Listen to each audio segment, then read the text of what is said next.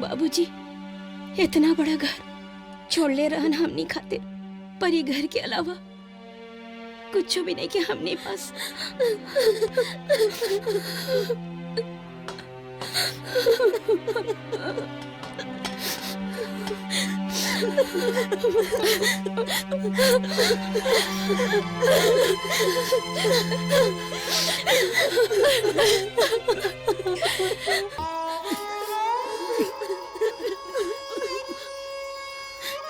मृतक के केहू लड़का नहीं खे?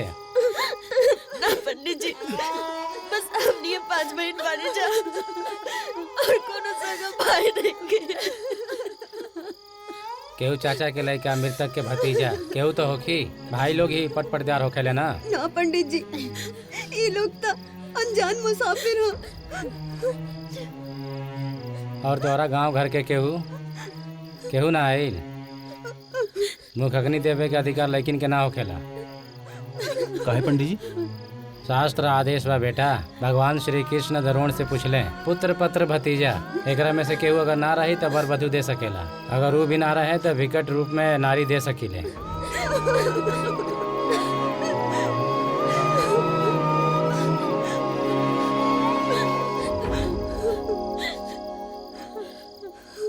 बहन, का हम तो लोगन के भाई बन सकीला?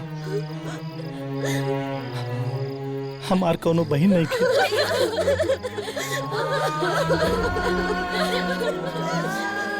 ये ममता के डोर से हम बंध गईली बहन। आज से हम अकेले नहीं खे।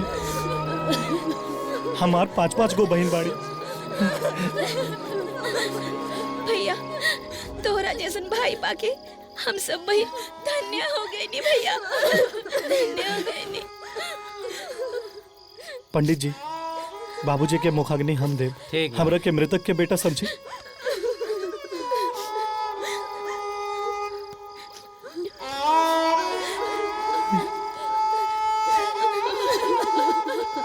एकरा दाह संस्कार में कोनो कमी ना होके के चाहिए। ठीक बा बेटा। हम के लकड़ी के साथ है चंदन के लकड़ी भी ले ली। ठीक बा, ठीक। भाई लोग जरा मदद करी, बाबूजी की चिता पे उठा के रखी।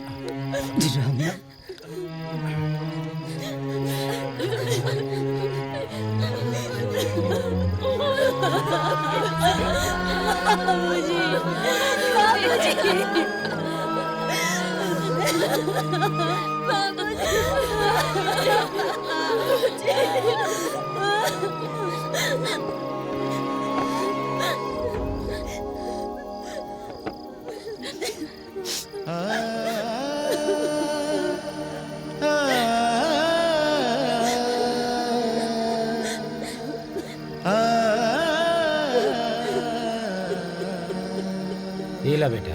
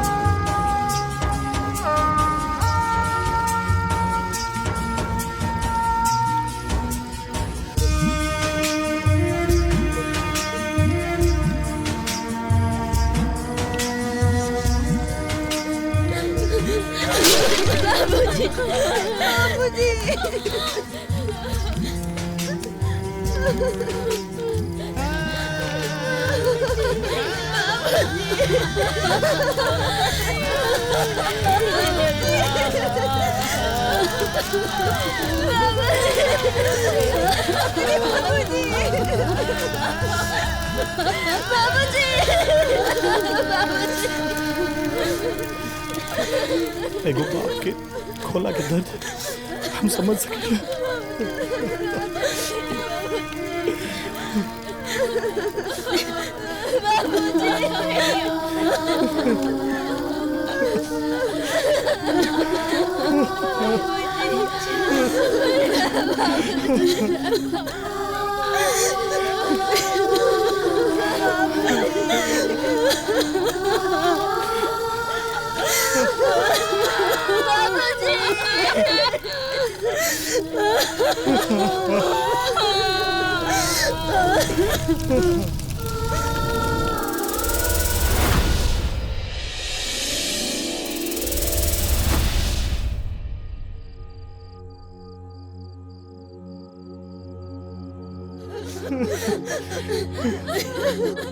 भैया अब हमारे बाबूजी के तो सहारा नहीं है।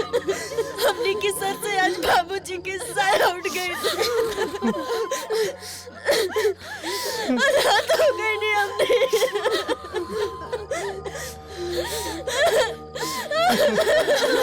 भैया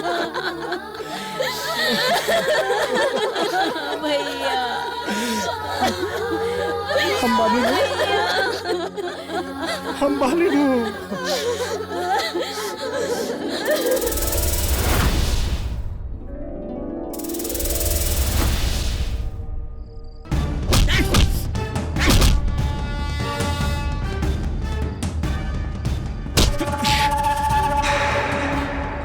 तोरा का जरूरत रहा हीरो बने की? हाँ?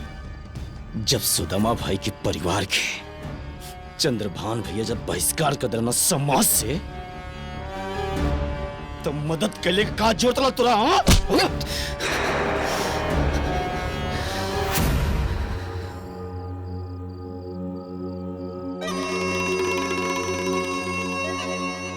ओह, पूर्व जन्म के कोनो संस्कार रहल कि हमरा के नैना जैसन मेहरारू मिलल हो, तर गईनी हम।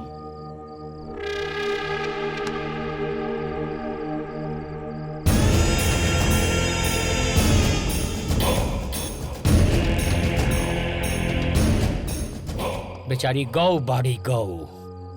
अरे हम एकरा के एक दू थप्पड़ मारियो दी ना, बेचारी कुछ ना बोली, चुपचाप सह जाली।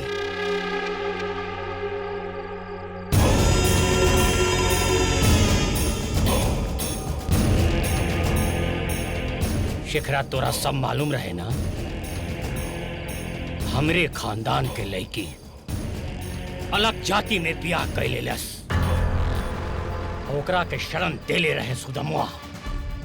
अरे ओकरा के हम जात से काट देले रहे भरी पंचायत में। ओकरा मरला पे तो चोरी चोरी ओकरा के कंधा देवे गए रहले। बोल काहे? ऐसे क्यों लड़की का दुख हमसे बर्दाश्त नहीं भइल?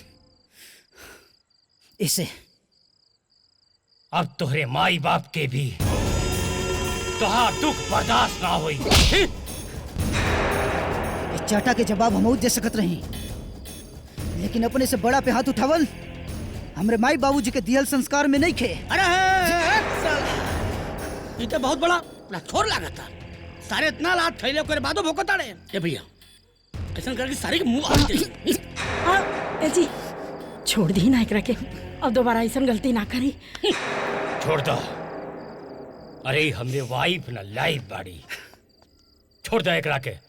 जो एगो छोटी सी गलती की वजह से सुदामा भैया के समाज से बहिष्कृत कर दिहल गई, और वो ये दुनिया में नहीं खे। हमरे कुल खानदान के होखले के वजह से भी उनका के समाज से कुजात छाड़ दिहल गई। फिर सोच तोर का असर हुई। चल भाग। ओकरे घर के पानी भी पिए वालन के ये समाज में हमनी के रहे लायक नहीं छोड़ जाई। बुझाइल? चल भाग।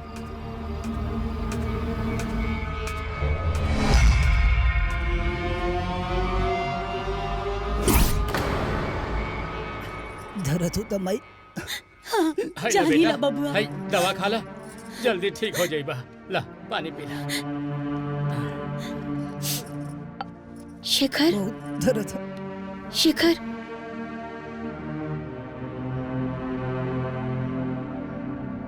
शेखर का तू खाए के चलबा का? तू कंधा देला ना, हमनी के बहुत अच्छा लागल। का करी माई? बाकी खाए चलता ना तब पितृ लोग के बहुत खुशी मिलत। एक तू ही आखिरी आस बाड़ा शेखर। कंधा देवे के नतीजा तो देख रहल बाड़ू ना। अब वो जान जाई तो एकर का गति हुई। नहीं मैं ये हमार कुल के एक ही दीपक हा। एकरा ऊपर उल्टा सीधा ब्याह चलाता। हमके एके बड़ा ढक के रखे के पड़ी। हमरा के माफ कर दा बबनी। ऐसा मत बोल माई। माफ कर दा।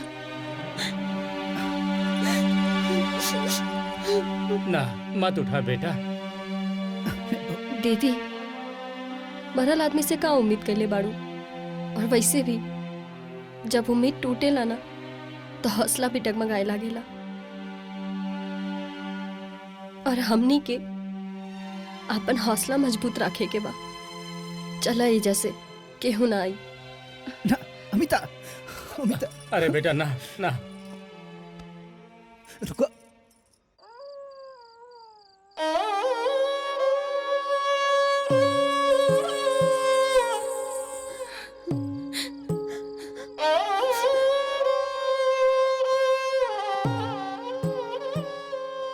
कौनो बात ना बहन, तू लोग चिंता मत करा। सुदामा चाचा तोहरे बाबूजी ना हमरे बाबूजी जैसे रहले। उनकर इज्जत हमार इज्जत बा। पर भैया सारा भोजन बर्बाद हो जाई। ओकर चिंता मत करा। सोना, कृति, तू लोग हमरा साथे आवा।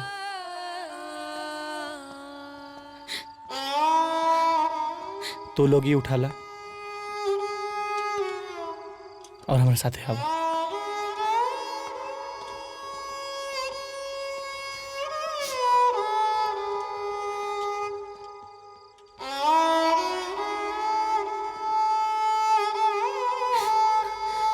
दीदी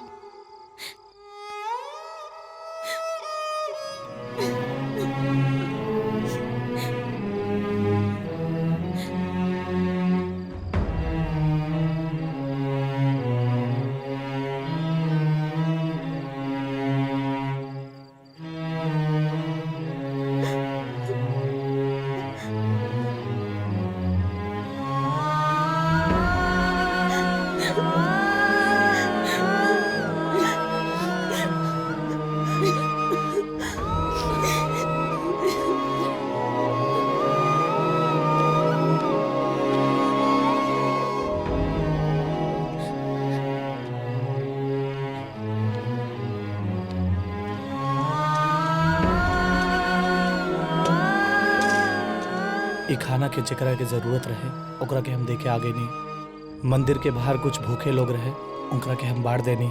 और एगो छोटा सा बात बा, कुछ दिन खातिर हमरा के शहर जाके पड़ी। तू लोग अब चिंता मत करिया, तो हर भाई जिंदा बा।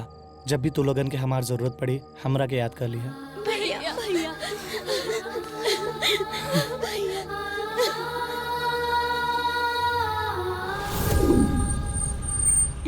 दीदिया, बाबूजी। हाँ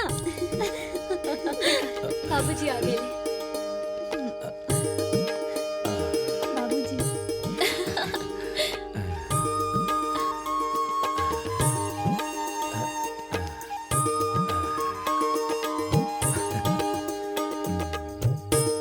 बाबूजी। अरे मेरा बच्चा। चला बाबूजी बैठी, पानी लो।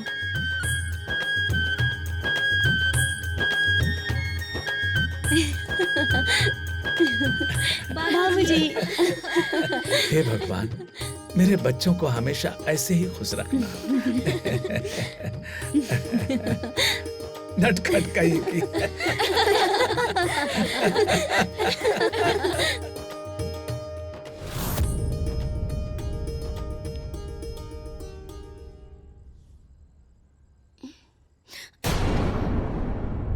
बाबूजी। हाँ बिटिया। बाबूजी कहाँ चल गए रहलन? अरे कहीं ना बिटिया, बस गंगा स्नान करे चल गई रहनी। बाबूजी अब हमने के छोड़ के कहीं ना जाइब ना। हम बहुत बुरा सपना देखनी। हाँ बाबूजी। ए बिटिया, हम दूर रह के भी तोहनी लोगन के बहुत पास बानी। हमरा बारे में तनको चिंता मत करिया। और हाँ, हम तोहनी लोगन के इतना मत सोचा हमरा बारे में कि खाना पीना भुला जा। तोहनी लोग खाना खा ला। ठीक बा बाबूजी। बाबूजी, बाबूजी।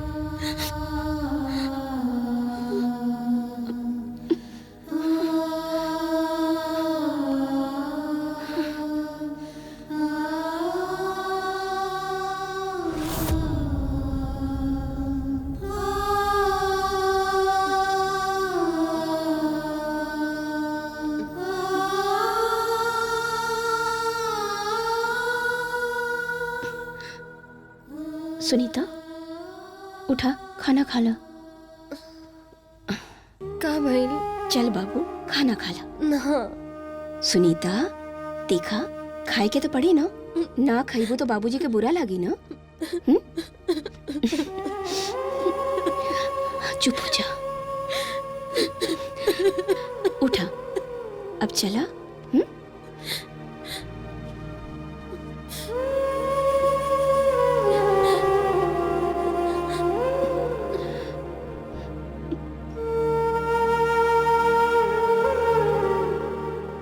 दीदी, कुछ खा लेना।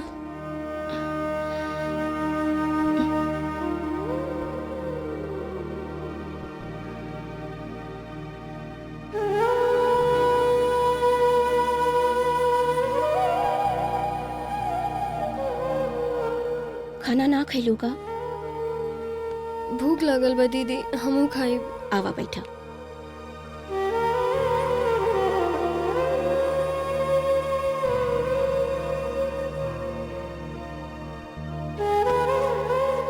तू खा। ये ला।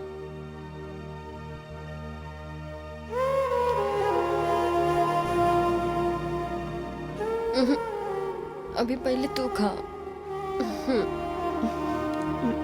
तनी रोटी ले आवा तो। ले आवा तानी।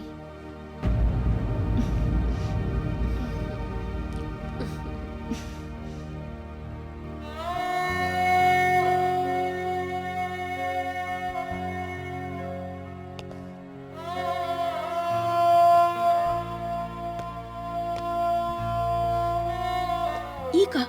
रोटी खत्म? थोड़े से आटा रहल दीदी, खत्म हो गई।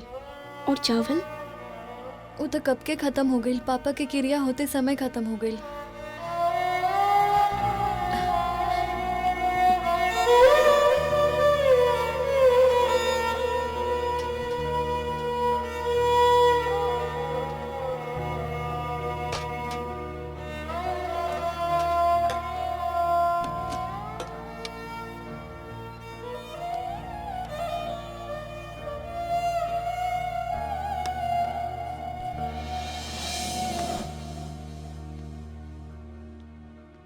सब डब्बा खाली बा।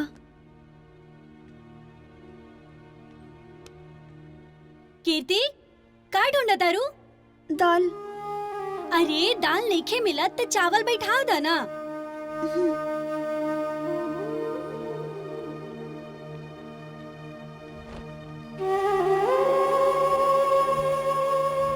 चावल नहीं खे। का? चावल भी नहीं खे? हमरा बहुत जोर से भूख लागल बा। 2 दिन हो गल खाना ना खइले। आटा भी नहीं खे ना? ना दीदिया, आटा भी नहीं खे। आटा भी नहीं खे? हमरा तो बहुत जोर से भूख लागल बा। 2 दिन हो गल खाना ना खइले।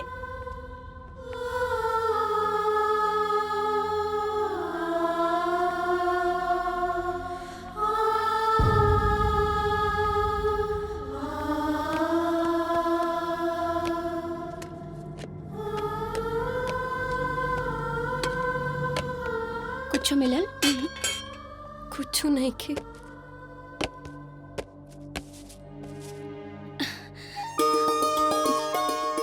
चावल है? लावा कोनी।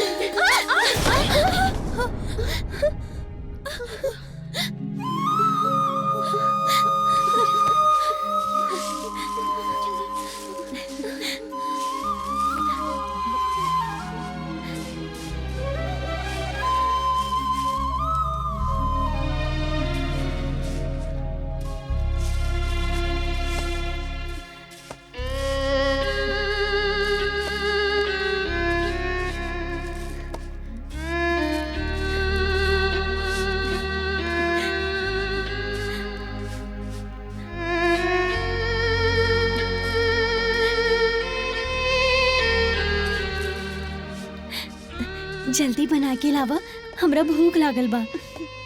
जल्दी।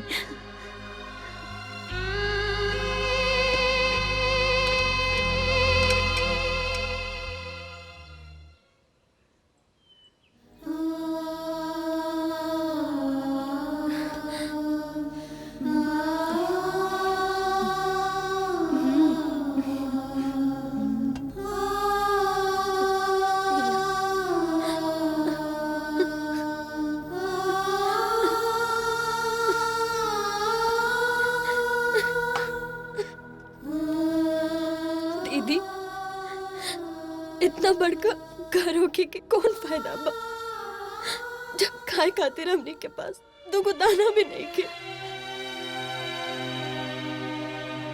बाबूजी, इतना बड़ा घर छोड़ ले रहन हमनी खातिर, पर ये घर के अलावा कुछ भी नहीं के हमने पास।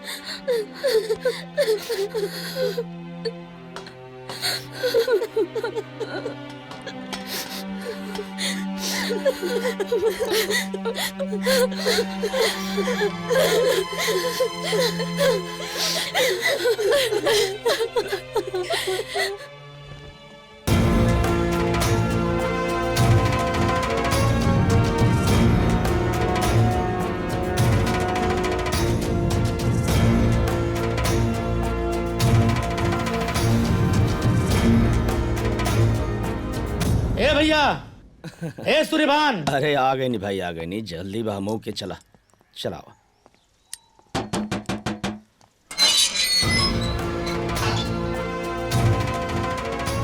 चाचा कहाँ जा रहा बाड़ा? अब हम मार्केट जाते नहीं, हमरा लेट होता, कौन बात बका? चाचा, हमने के पैसा चाहिए। पैसा? कैसन पैसा? कैसन पैसा? हमार बाबूजी राउर ऑटो 6 महीना तक चलौले बाड़े, उहे पैसा चाहिए। देख लो, हम सुदामा भैया को पूरा हिसाब कर दिल बानी, एको पैसा बाकी नहीं है। ऐसा मत कही चाचा, बाबूजी सब लिख के गइल बाड़न। देखा चाचा, हम डायरी देख ले बानी, 4 महीना के हिसाब क्लियर बा, मगर नवंबर और दिसंबर के पैसा बाकी बा। हमनी के बस उहे पैसा चाहिए। डेली के हिसाब से 6000 हो रहा बा। देख लो, ये छोट का पोटला लेके हमरा गलत साबित मत कर लो। अरे आज तक हम के पैसा नहीं रोकले, और वो आदमी का तो बिल्कुल ना, जे दुनिया में नहीं। हम भीख नहीं की मांगत, अपन बाबूजी के हक मांगे आइल बानी। देख लो, हमरे मान प्रतिष्ठा के दाव पे मत लगाओ लो। हम खुद भी एगो इज्जतदार आदमी आई, हमार कई गो बस और कई कंपनी चले समाज में, हम आज तक एक पैसा नहीं रोकले। अच्छा, पर इतना होते हुए भी रउआ लोग के बुद्धि में भ्रष्ट और नियत में खोट आ गई बा कि केहू मजदूर के मजदूरी करा के ओकर पैसा पेट में पचा जाए। बहुत रो लेनी हमनी, पर अब ना। अब ना तक का बेटा? हाँ? लड़ाई कर भी ते गोली चाहिए भी हमसे? हाँ? तोर पैसा चाहिए ना, जो तोर पैसा हम तो कराए थे। बतावत है का करब। चलो दीदी, चला।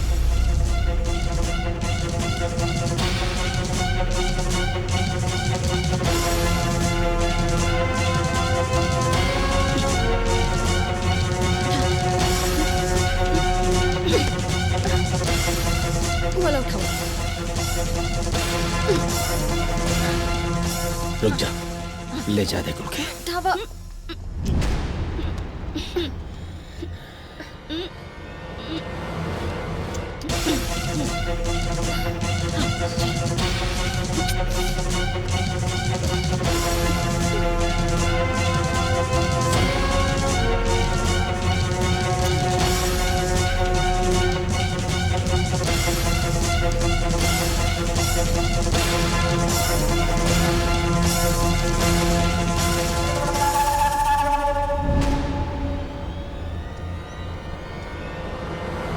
तने ठीक से झाड़ू लगावा, कि देखा कितना कचरा बा।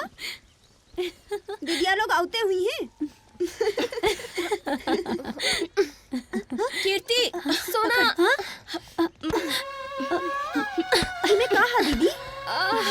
गेहुआ बहुत वजन बा। एक अंदर लेके जो। उठावा, उठावा।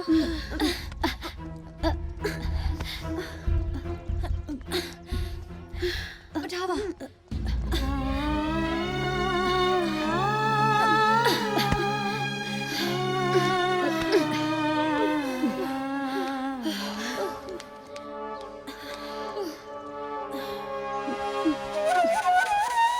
गेहूं है का? हाँ, बड़ा मोट दाना बा, लेकिन बड़ा गर्दा बा। हम एकरा के फटक देता है। हाँ? एगो काम कर, तू एकरा ले जाके पिसा लाव। लेकिन दीदी पैसा? घबरा मत, जब ले तहार दीदी जिंदा बा केहू पे आँच ना आवे दे।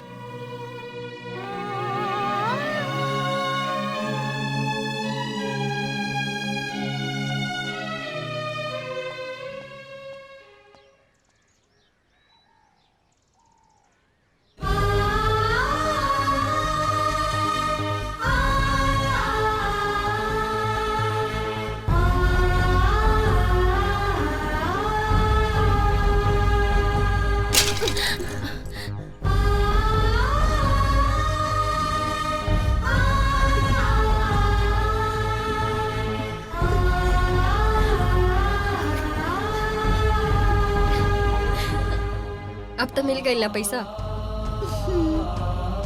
जो पिसा के लिया।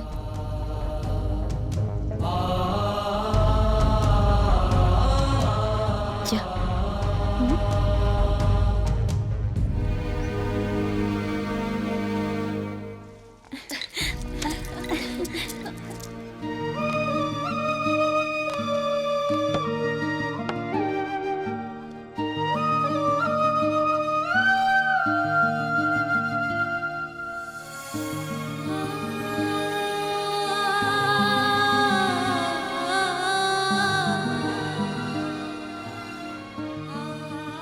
दीदी।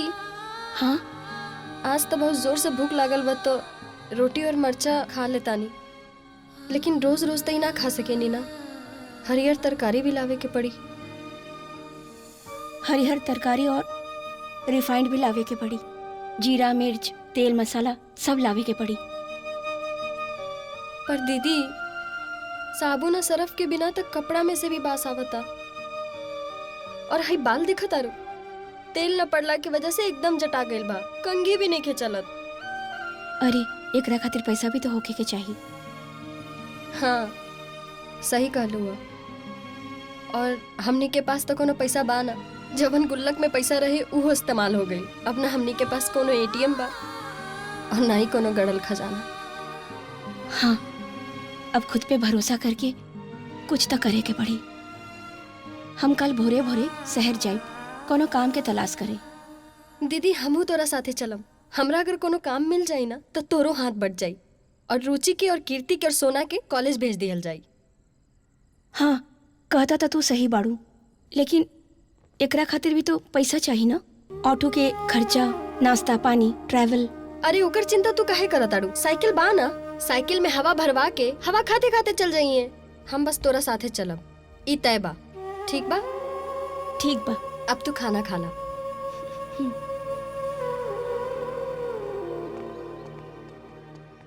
चला शाम के मिलल जाए। हाँ दीदी, और तू टेंशन मत लिहा, आज हम जॉब लेके ही लौटब।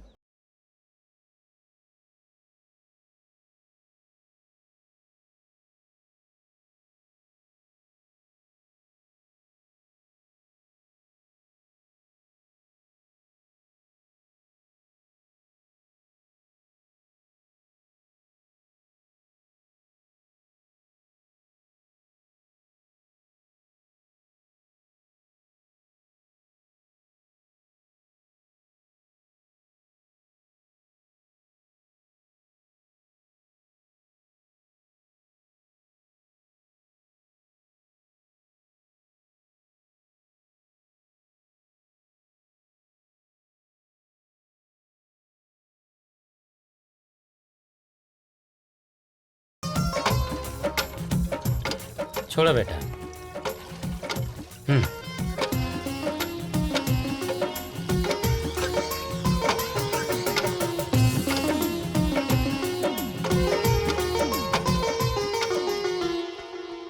बहुत बहुत धन्यवाद चाचा।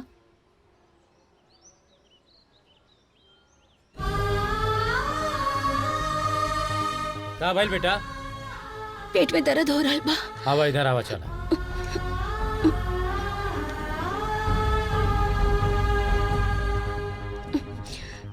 बैठा।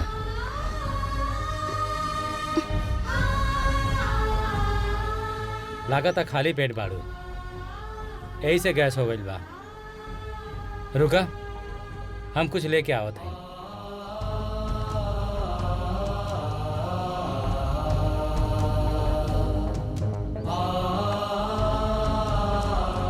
ला बेटा, कबो कबो खाली पेट होखला से पेट में दर्द हो जाला बेटा, एकरा खा ला।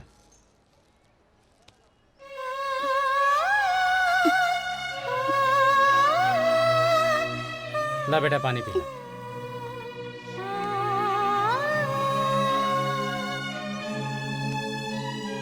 ऐजा केकरा से मिलेगा बा बेटा? केहू से ना चचा, घर में एक भी राशन नहीं खे। हम काम के तलाश में निकलल बानी, हमके समझ में नहीं खे आवत कि का करी। कितना पढ़ले बाड़ू बेटा? 8वीं पढ़ ले बानी चचा। समझ गई नहीं। अच्छा ही बतावा, घर में बच्चा संभाल सकेलू? हाँ। स्कूले छोड़ सकेलू? हाँ। खाना वाना बना ले लू? हाँ। अच्छा देखा, एक जगह बात करत है।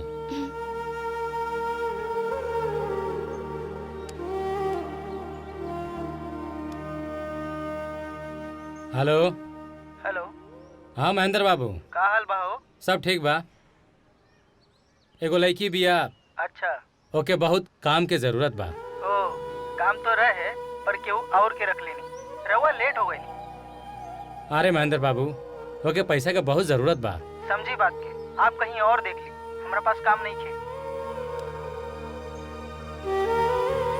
देखा बेटा, काम तो मिलल बहुत मुश्किल बा। हमरे लगे ई रिक्शा बा, अगर तू चला सकेलू तब बोला। चचा, हम अपने परिवार के पेट पाले खातिर कोनो काम करे खातिर तैयार बानी। तो चला, तोरा के हम ई रिक्शा सिखावत हई। ठीक बा चचा। चला बेटा। चचा, राउर बहुत धन्यवाद। चला। देखा, पहले मैं चाबी लगावा। स्टार्ट हो गई, अब स्लेटर ला।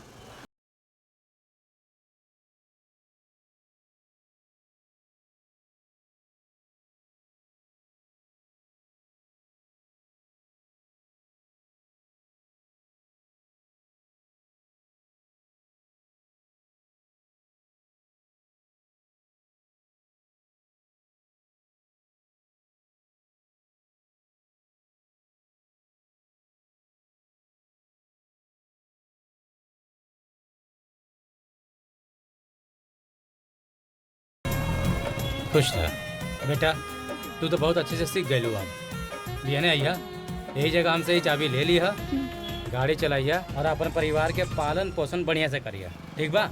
राउर धन्यवाद।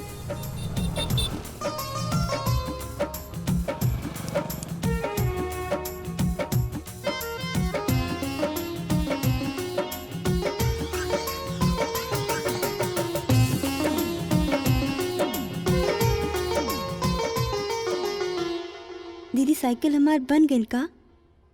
रुचि, खाना खा ले लू ना, अब अपन बिस्तर पकड़ा था। हमार कुछ किताब और नोटबुक दोनों सर जी लेवे के कहले बाड़े, पर हम कुछ ले नहीं खे पावत। अभी जब तक पैसा के इंतजाम नहीं खे हो जात, तब तक ऐसे ही काम चलावा। जैसे पैसा के इंतजाम हुई ना, तू लोग के सब जरूरत पूरा हो जाई।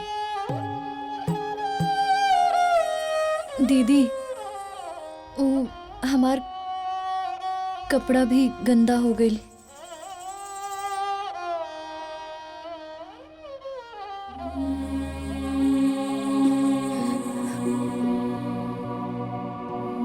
अब कितना परीक्षा लेवा कान्हा, अब हमरा धीरज के बांध टूट रहल बा कान्हा।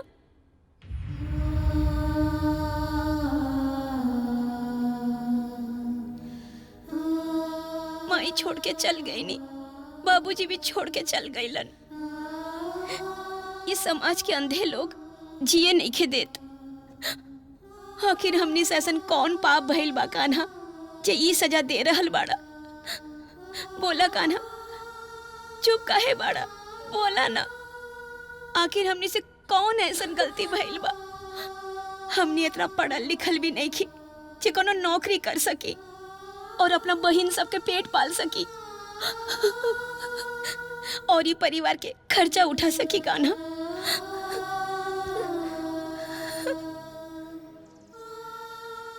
अरे सोना, तू कब आई हुआ? दीदी चाय पीला। चाय? दूध खातिर पैसा कहाँ से आइला? उ जौन 50 किलो गेहूं रहला ना, हमें से कुछ बेच देली। अच्छा ठीक बता। और जौन पैसा मिलला ओमे से तेल मसाला सरफ उरफ लेके आईनी है, और जौन पैसा बचे लोग के दूध ले लेनी है। एक काम करा, रुचि और कीर्ति की आवाज लगाओ। रुचि दी, कृति। हाँ दीदिया। हाँ दीदी। पकड़ाता का? इतू रखा, इतू रखा पैसा। हाँ, और इतू रखा। बहुत ज्यादा जरूरत पड़े पर ही तू लोग ही पैसा के खर्च करिया, एकदम जतन से रखिया, ठीक बा? ठीक। और ई 2000 रुपया घर के खर्ची खातिर। ठीक बा। तोहार जॉब लागल बा का? हाँ। तू लोग के याद बा बाबूजी के अर्थी के उ जो एगो लड़का कंधा देले रहे, वो हमरा के शहर में भेटा गई। वो बहुत बड़का बिजनेसमैन बाड़े। वो हमनी के तकलीफ से वाकिफ होके हमरा के अपन सेक्रेटरी के जॉब पे रख लेलस। तो बहुत अच्छा भइल दीदी। हाँ। अरे दीदी, यहाँ आवा।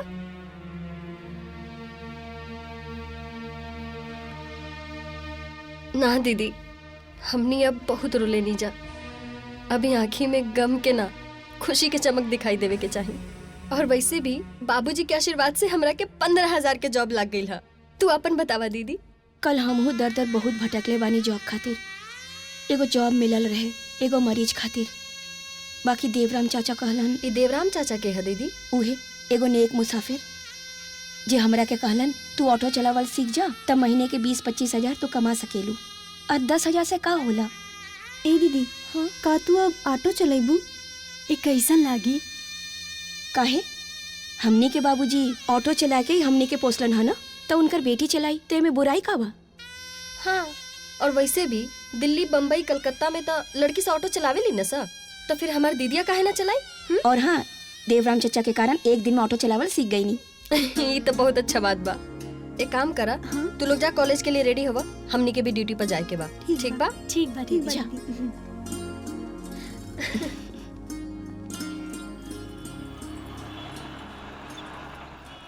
प्रणाम चचा। खुश रहा बेटा। इला ये चाबी ला, आज से तू गाड़ी चलावा, हम पीछे।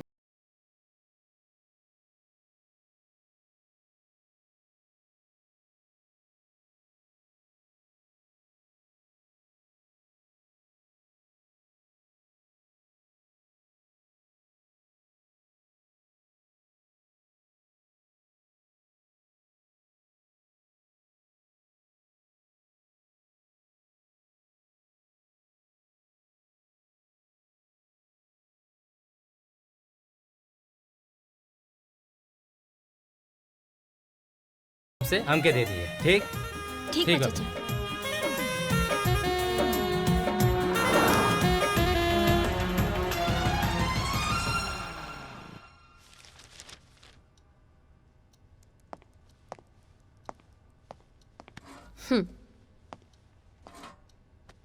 नमस्ते जी नमस्ते। हाउ कैन आई हेल्प यू सर? मेरा काम अभी तक क्यों नहीं हुआ? आपका काम नहीं हुआ? जी नहीं हुआ।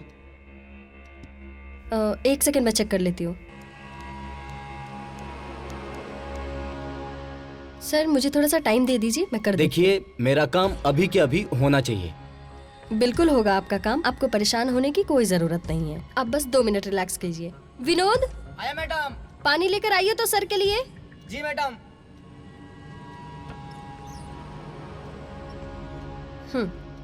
लीजिए पानी पीजिए और बस 2 मिनट मुझे टाइम दीजिए, मैं आपका काम कर देती हूँ।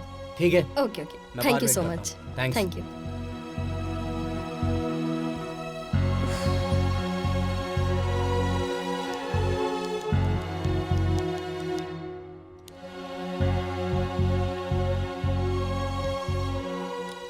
बात है आओ चलो कॉफी जी। पी जाए। हम्म, नमस्ते सर। कुछ बोला? कॉफी सर। बोलत का नहीं कहूँ। Thank you. का कहीं वैसे भी हमरा बोलला से ज्यादा सुनला अच्छा लागेला। तू एजा काम करके खुश बाड़ू ना? खुश खुश तो हम इतना बानी ना कि बयां ही ना कर सकेनी। शब्द ही नहीं खे हमरा पास। कहे कि एजा काम करके हमरा जवन प्यार, सम्मान और खुशी मिल रहल बाना वो कबो नहीं खे मिलल। और वो सिर्फ तोहरा वजह से। हम तो एक जरिया बानी, बाकी सब करे वाला ऊपर वाला है। कब कैसे कहाँ कैसे मुलाकात होके वाला हुई देखा ना। तू कौना गांव के, हम कौना गांव के, लेकिन आज देखा एक जा एक साथ एक टेबल पे बानी।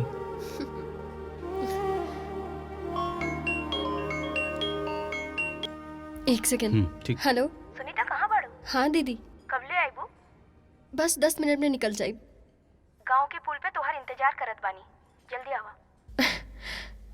हाँ ठीक बा दीदी, हम अभी आवतानी। ओके। ओके। वो दीदी के कॉल। कॉफी पिया?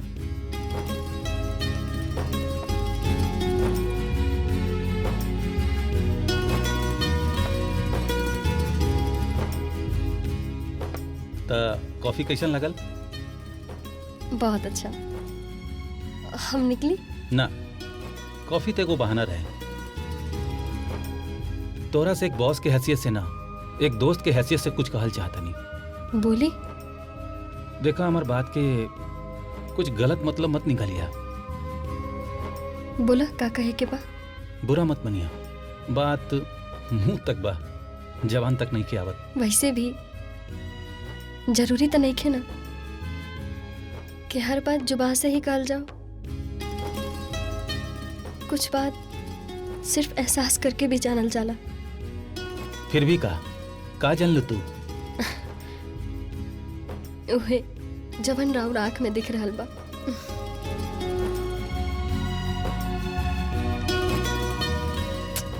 I love you.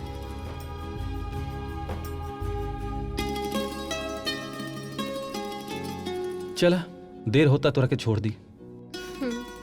चला।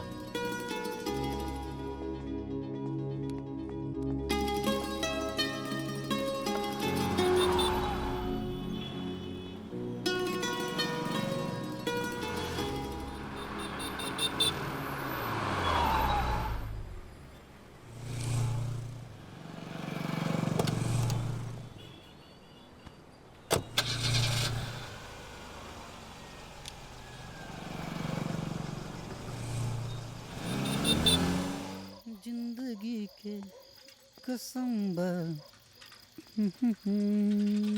तोहरा के।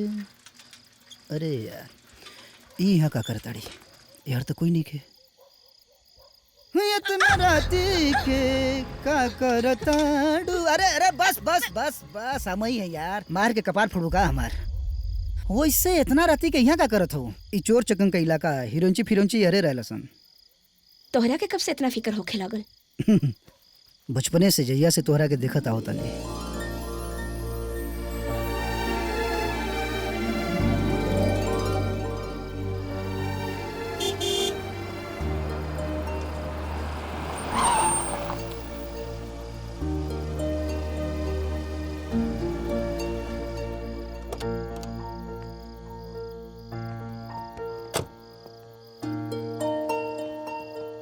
दीदी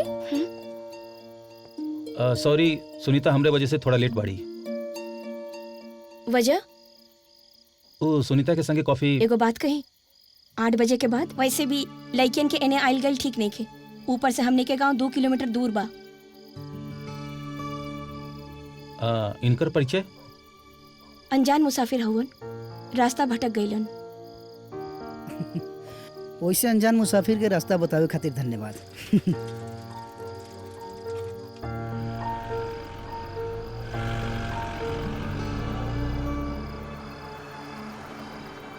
सुनीता चलो। चल हाँ चल। अब की पारी पंचायत के चुनाव पापा ही जीती है। ये जब्बार में कोनो मायू बेटा पैदा नहीं खे कैलस जे हमनी के खिलाफ चुनाव जीत जाए। लेकिन चाचा लोग इ टंगरिया जोन बा, ये भतीजा, ये टेंगरिया का टेंशन छोड़ा। ये पूरा जिला जवार में केहू केतना औकात नहीं खे जौन हमनी के खिलाफ चुनाव जीत जाओ। बुझाइल का भैया?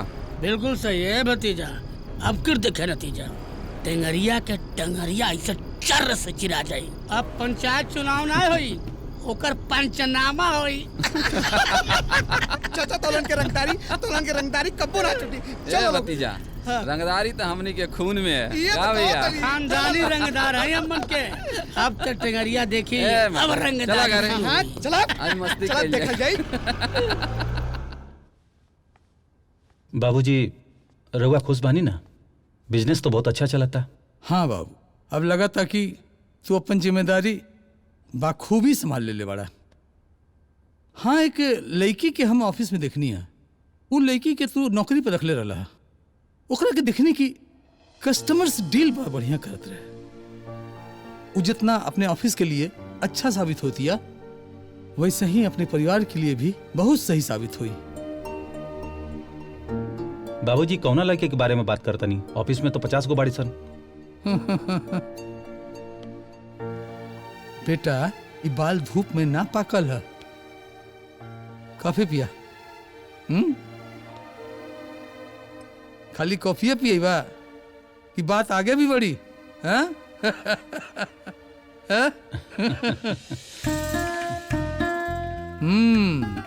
वही।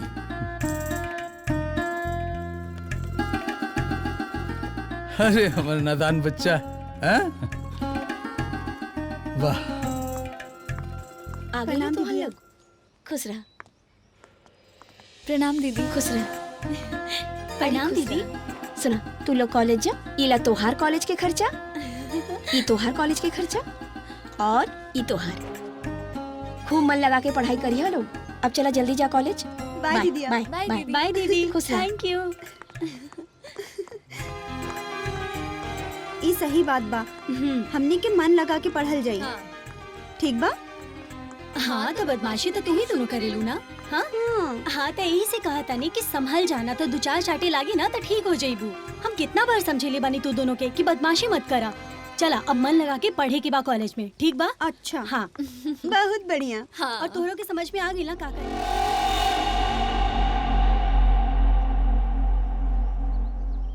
हाय। इतना दिन बाद तू कॉलेज में आइल बाड़ू। सुना, तू दोनों के का भुनर भुनर चला था? कब से हम देख रहल बानी तू दोनों के। ऐसा ही बस कुछ तो चला था ना। हाँ। क्या बात बा? ठीक है, तू बता दा। तू चला, अच्छा बाय। चला, बाय बाय बाय चला बाय। आवा। कैसन बाड़ू तू? हम ठीक बानी, तू कैसन बाड़ा? अच्छा ठीक बा। इतना दिन से काहे ना आवत रहू? कुछ ना। और कहाँ रहलू 1 महीना से? का भाई बताओ ना। कुछ ना यार, बस पापा की बहुत याद आवता। आप जवन भाई ओकरा के बार बार याद करके दिल में दुखावा। ये बुक है, बुझलू? एकरा में सब हम नोट करके रख ले बानी।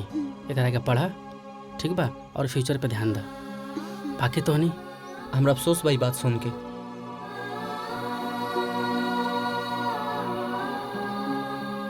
पापा के बिना पूरा जिंदगी सुनसान लागता।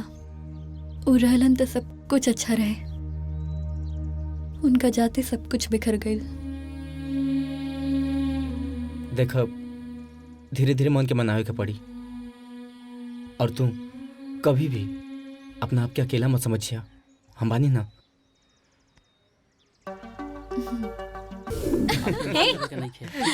चला ठीक बा, अब लेट होता। चला आजा। हाँ हाँ, लेट होता, चले के। चला बाय। चला बाय। बाय। राउर कृपा से ये जिंदगी के सफर बहुत अच्छा कट रहल बा। कहाँ टूटल फूटल खटिया पे दिन कटत रहे, कहाँ आज एगो आलीशान बंगला में जिंदगी कटत बा। लड़का जब अपना पैर पर खड़ा हो जाला ना, मेहनत, जुनून और ईमानदारी के साथ अपने काम के संभाले लगेला, तब बाप के सीना 100 गुना चौड़ा हो जाला। सब राउर कृपा बा। रवा सब देनी, कोनो कमी ना रखनी है। पर रह रह के मन के एके गो बात स्थिर नहीं रह देत कि हम अभिषेक के शादी ना करनी है। ओकरा खातिर कोनो अच्छा लड़की मिल जाए। पापा। हाँ हाँ हाँ, आवत ही बाबू।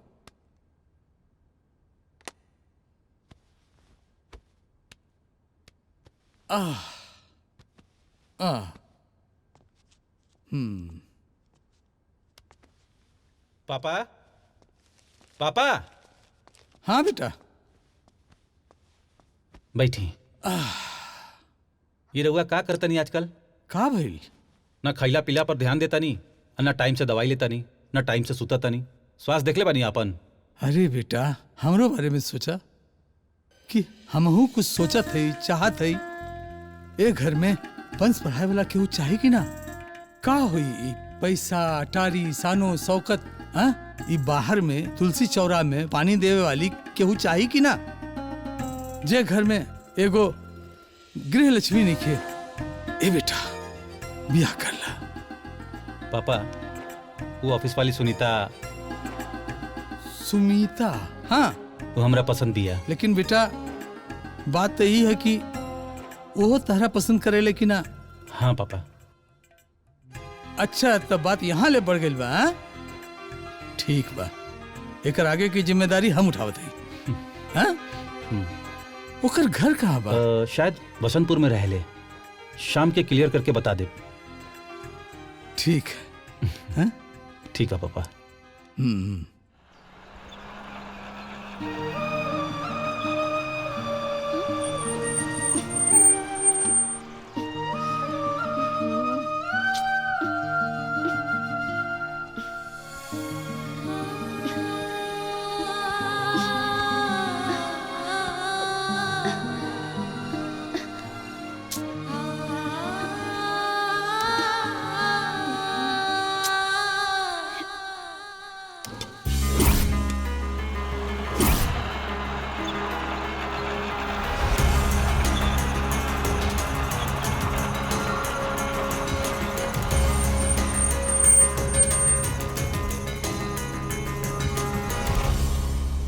ये ऑटो ही ना, जिंदगी के पहिया चलावे खातिर एगो अच्छा साथी के जरूरत पड़ेला अमिता। जे खुद के भरोसा ना जीत सकेला, वो हमार भरोसा का जीती। हमके मौत से तनको डर नहीं है। हम तो सिर्फ और सिर्फ खामोश बानी अपने माई या बाबूजी के मुंह देख के। हाथ छोड़ा हमार। ये हाथ ना छूटी। हम कहने हमार हाथ छोड़ा। ये हाथ इतना आसानी से ना छूट सकेला अमिता। ये हाथ ना हमने के जन्मों जन्मांतर खातिर बंधल एगो बंधन है।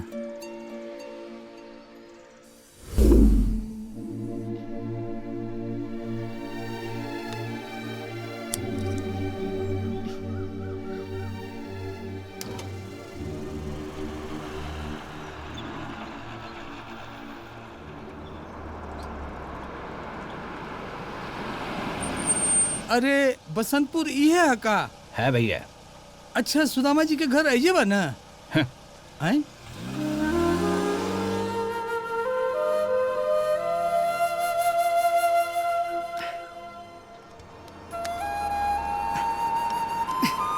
ए बाबू, ए बाबू। अरे जी चाचा। सुदामा जी के घर ये गांव में ना बा? सुदामा जी? अरे सुदामा जी तो मर गए नहीं चाचा। अरे हाँ, उनकर लड़की लोग बाड़ी ना, सुमिता अमिता। हाँ हाँ हाँ, उन्हीं के घर जाएगा बा। अच्छा, का काम बा? अरे कुछो ना, अपन लड़का के रिश्ता लेके जाते ही। रिश्ता? हाँ, यहाँ से दाएं मुड़ जाइए चाचा। अरे ना। हाँ ठीक बा बाबू, चलो। कहीं अमिता के रिश्ता? ना ना।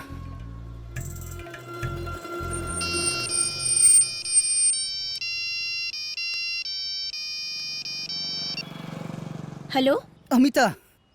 हाँ बोला। अब बोले के का रगिल बा? तुहार रिश्ता आइल बा, तुहरा के बधाई हो। का तारा? तू चाहत दुनिया बसाला। शेखर तो शुरू से ही तोहरा खातिर नीम की तरह कड़वा रहल ना। तू शेखर के ना समझ पैलू अमिता। हम उहे कहता नहीं जवन तू समझता लू। बिना तोहरा हामी भरले तो रिश्ता नहीं ना आलू अमिता। शादी? कैसन शादी? देखा शेखर, हमने के भला एक ना हो सकेला, लेकिन हमरा दिल में तोहरा सिवा केहू ना आ सकेला, यकीन जाना। अच्छा छोड़ा, हम आवतानी। का होता नहीं?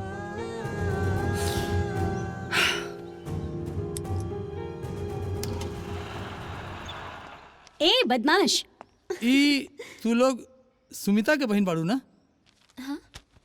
जी जी जी, आपके परिचय? वैसे अंकल जी रहुआ जे भी है, पहले आई बैठी पानी पी फिर बात बताइए आप। पानी। बैठावन अंकल जी।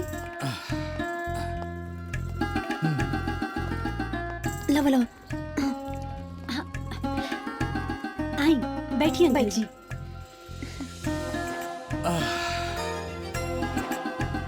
अंकल जी पहले पानी पी।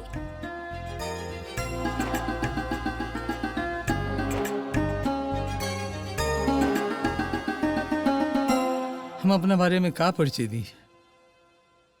हमार छोट मोट मिनी बाजार चलेला, उहे का मालिक है। सुमिता हमरे यहाँ काम करेली। अच्छा। हाँ।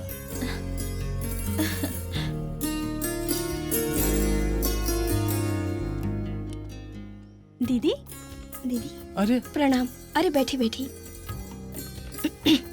हमरा ख्याल से रवा सुमिता के बड़ बहन अमिता बानी। जी।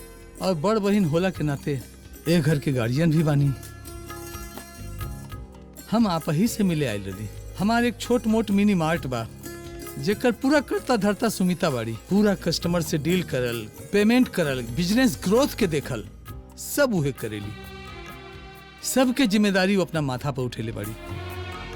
हमार लड़का अभिषेक और सुमिता दोनों एक दूसरे के बहुत पसंद करेला। ए खातिर हम अपन लड़का के रिश्ता राउर बहन के साथ करे चाहतानी।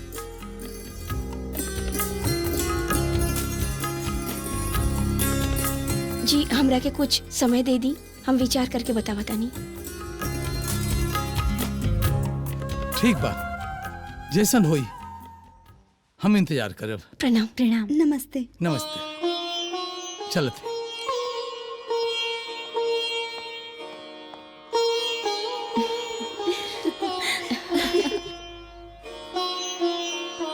रुचि, कीर्ति, दीदी आ गई लू तू? हाँ। वैसे अभिषेक तोहरा के पसंद बा ना? दीदी अभिषेक वैसे हमरा तोहार पसंद पे पूरा भरोसा बा। उ लड़का तो हमके उहे दिन पसंद आ गेल रहे, जौना कीमती समय निकाल के एगो अनजान आदमी के अपन बाबूजी के कंधा देले रहलन।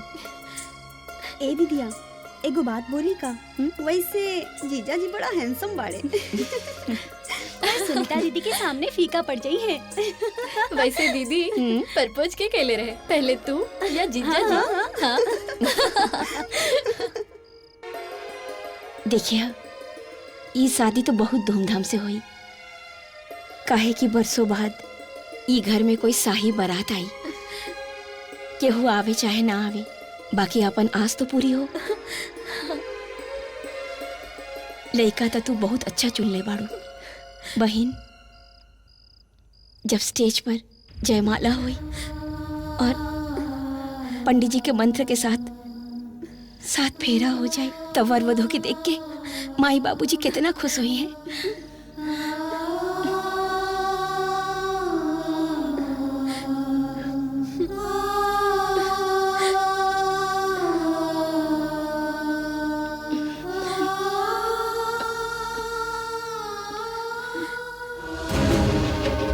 दीदिया, दीदी, दीदिया, दीदिया, दीदी, दीदी, दीदी, दीदी, दीदी कहाँ हो गई? दीदी कहाँ हो गई? दीदी उठा ना, कहाँ हो गई? दीदी, डॉक्टर के पास लेके चलो। दीदी कहाँ हो गई? दीदी उठा, दीदी उठा ना, दीदी। बेटा बाबूजी, वहाँ मत जा बेटा, वो लोग बहुत खतरनाक आदमी हवे। अरे तोके तो याद बा कि एक बार तोहरा ऊपर कितना अत्याचार कइले। बाबूजी अगर हम नहीं जीब तो ओकर जान खतरा में बा। आ केहू के मदद कइल बुरा ना होला। अगर ओकरे बदले हमके मौतें मिल जी तो ठीक बा, लेकिन हम जाइब जरूर। अरे रुक जा बेटा, रुक जा। दीदी, दीदी, दीदी, खोला ना दीदी।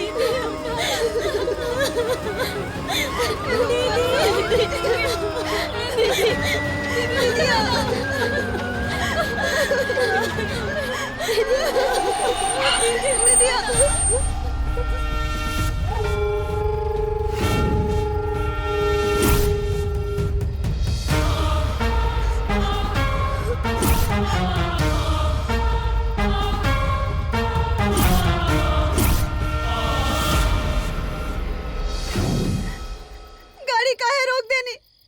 जल्दी चला ना। ऐसे रास्ता रोके के का मतलब है? का मतलब हो? रास्ता छोड़, हमके इमरजेंसी बा। ये क्या अरे? हाँ? अरे कोई होके उसे तो उसे का मतलब बा? अच्छा, फिर तू वह गलती करके मौत के मुंह में जाइल चाहत बाड़े। अरे जिंदगी या मौत तो ऊपर वाला के हाथ में है, एक न एक दिन आही के बा। वैसे तू ही यहाँ कौन जिंदा रह जाइल बड़ा? हटा रास्ता से, चल हट।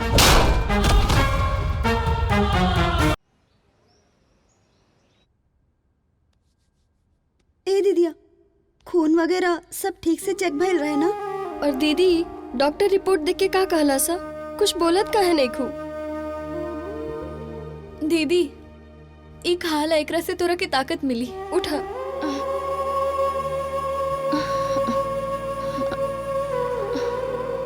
लावा।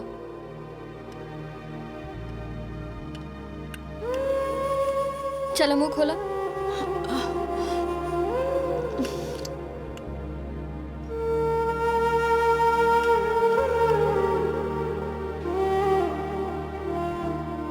बस एक चम्मच और दीदी प्लीज। इला दीदी इला दवा पीला।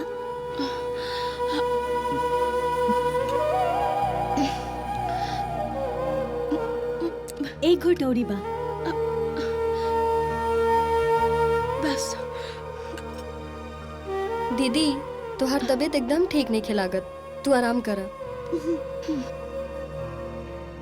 आराम से। सोना, रुचि, कीर्ति, तू लोग भी खाना खा ला जा। जी।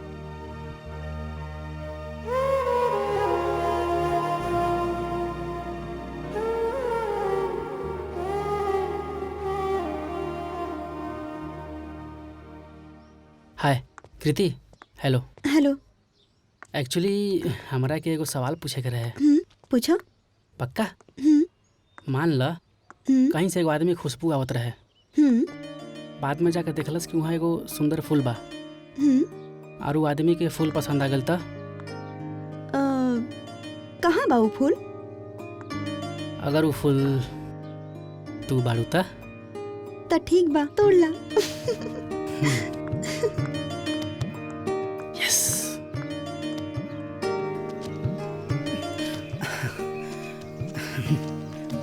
अमिता, ले जासन जासन, भाग भाग भाग भाग। अमिता अमिता अमिता, सुना, हमके तोहरा से कुछ जरूरी बात कहे के बा। अमिता,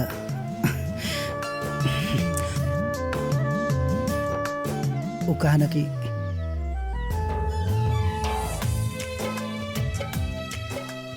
हम तोहरा के पसंद करी ना।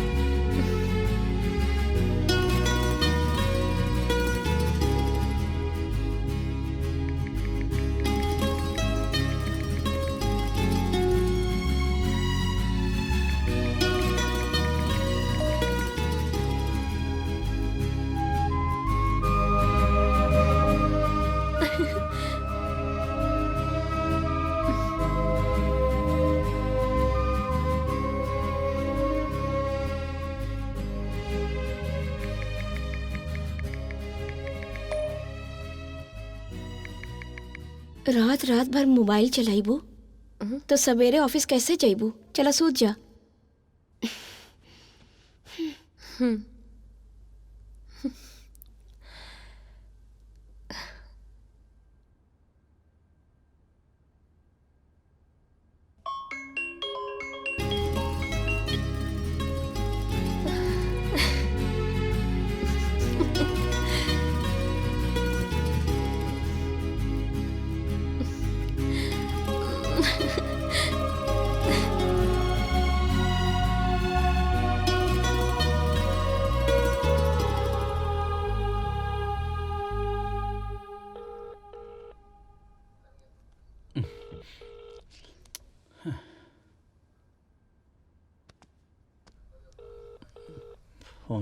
फोन उठावा।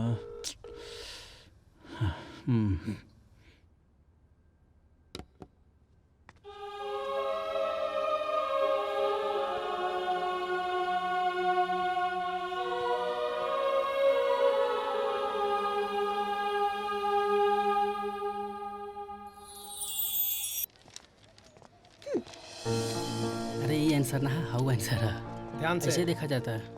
हम चाहते हैं ना चला कहीं घूमे। सच्ची में कॉफी पी चल जाओ। अच्छा देखा ना ओकरा के कॉपी कॉपी ठीक है, खेल रहल बा। कॉपी कर लेंगे। तोहरा के ना समझ में आवेला? कैसे समझ में ना आई?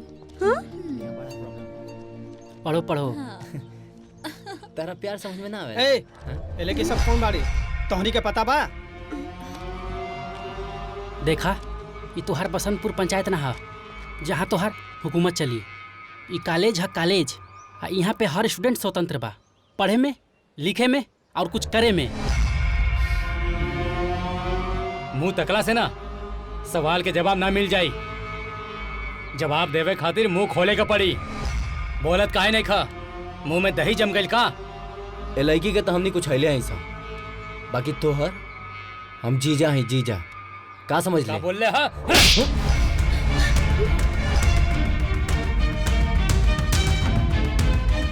हमने भी स्टूडेंट है, कुछ भी कर सके नहीं तो कर देनी। चल रहे।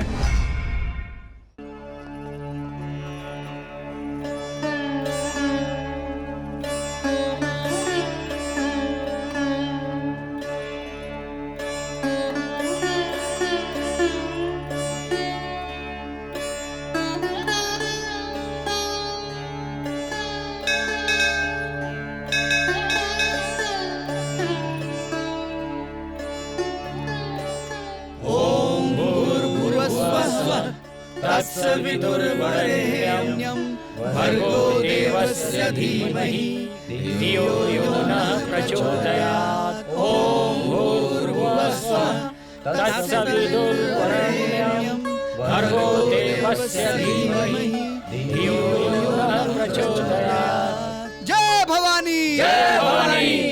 माता रानी की जय।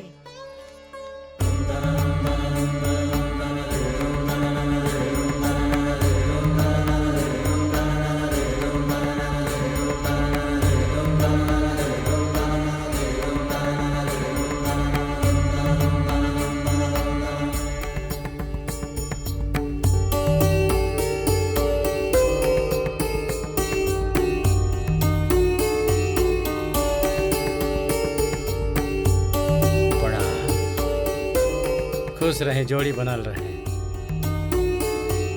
नैना, हाँ आज हमनी के शादी के 21वीं सालगिरह बा।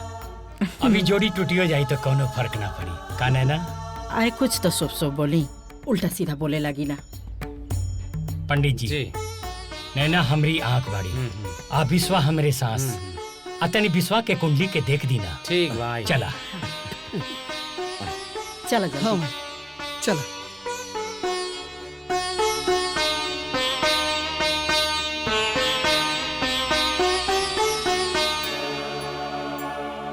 राहु और मंगल केतु अष्टम भाव में बैठल बा।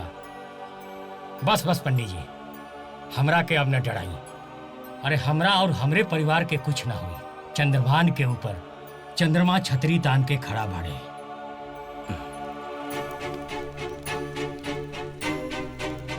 भैया लड्डू, जी भैया। भाभी के लेके घरे जा, हमरा के बहुत काम निपटावे के बा। ठीक बा। आराम से भाई, ठीक से जइया। आई।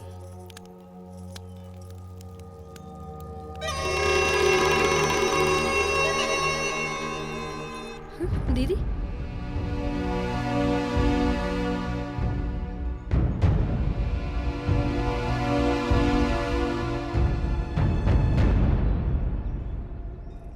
सूरज भान, ये लोग हमरे खिलाफ इलेक्शन में खड़ा हो रहा बा का? लगत तबा।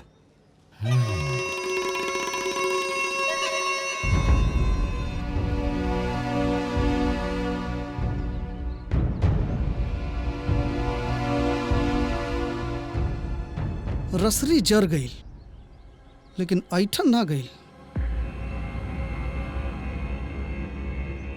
हे चाचा, टेम्पू चलाती है आजकल ये।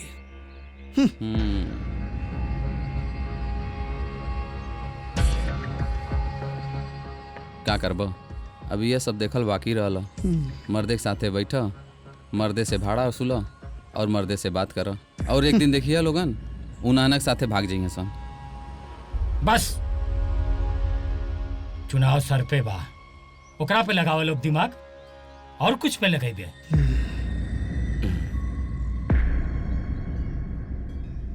खुश रहा, खुश रहा। पंडित जी, ऐसे ही रहुआ हमनी पर आशीर्वाद बनौले रही। टंगरिया हमरे खिलाफ चुनाव लड़ रहा बा, ओहो मंदिर में आवे वाला बा हवन करावे खातिर। चिंता मत कर भैया, सब ठीक हो जाएगा। ला बेटी, ले जा। प्रणाम खुश रहा, पंडित जी। जियत रहा, जियत रहा। प्रणाम तब पंडित चल जी। जा। प्रणाम। जियत रहा बेटी। ए पंडित जी, ऐसे कैसे आशीर्वाद देने के लिए जिंदा रहे क्या? हाँ, अरे आशीर्वाद दी कि कुल मर जा सा। हमारे खानदान का इज्जत खा गई सा, लोक लाज सब कुछ जन बाटे बेशरम की तरफ खा गई भली सा। सुदमा भे एक आत्मा भी जन बाना ऊपर जाके रोवत हुई। अरे कुल का आशीर्वाद ही दी कि जल्दी जल्दी मर जा सा। सुदामा भैया, वाह, आज तोहार मुंह से सुदामा भैया सुन के बड़ा अजीब लग रहा बा। आज स्वर्ग में सुदामा भैया ये सब देख के कहत हुई हैं, हमनी के पांचों बहिन कैसे खुजात की जिंदगी दर्द भरी घसीट घसीट के जी रहल बानी। और वैसे भी ऊंच नीच छोट बड़ के बीच बो के तू लोग खुशहाली के फसल उगावल चाहता रह। तई तू लोग के भ्रम बा। अब हमनी बहिन के ना जिंदगी पटरी पर आ गइल बा, और हमनी सब ना ऊपर चल पड़ल बानी। रोके के होखे तो रोक के दिखा दी है। पंडित जी, बहुत जीभ लपलपा के बोल रहल बिया। रउआ अपन आशीर्वाद के वापस ले ली, बड़ लोग के मुंह पे कालिक पोत रहल बिया। इतना मन मत बढ़ाई पंडित जी। चुप चुप रही, ब्राह्मण का आशीर्वाद दिया हुआ फिर वापस नहीं होता है।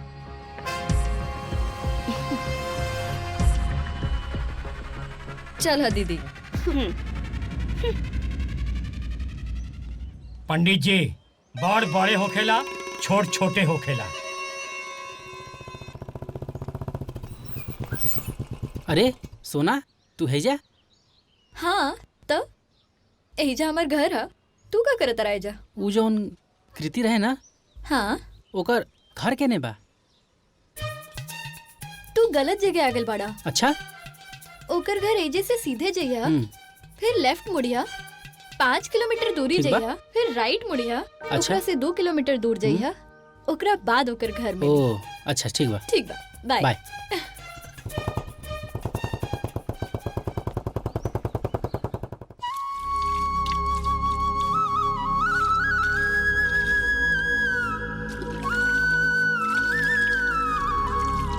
दीदी, हाँ ये कृति घर है? हाँ, ये कीर्ति के घर है। हमनी एक साथ कॉलेज में पढ़े नहीं जा। अच्छा अच्छा, आवा अंदर आवा। जी।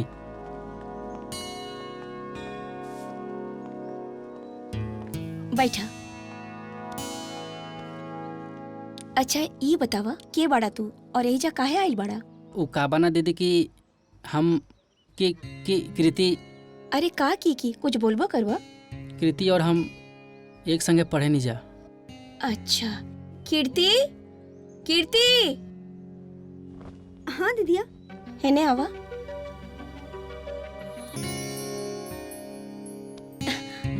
अरे कहाँ खो गईला? अरे अरे सुना था।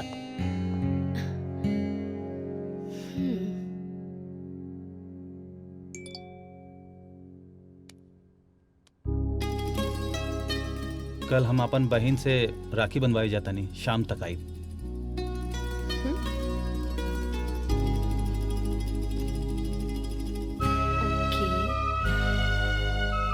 राखी काले बाटे।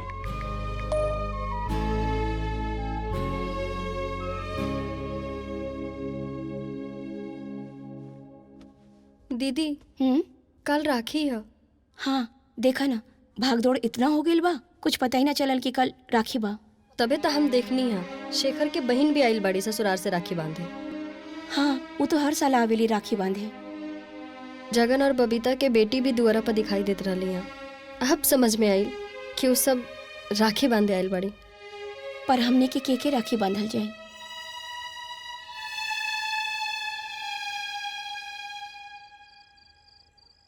जानता नहीं भैया, कल पंचायत में जनबान है एक इतिहास से लिखाई।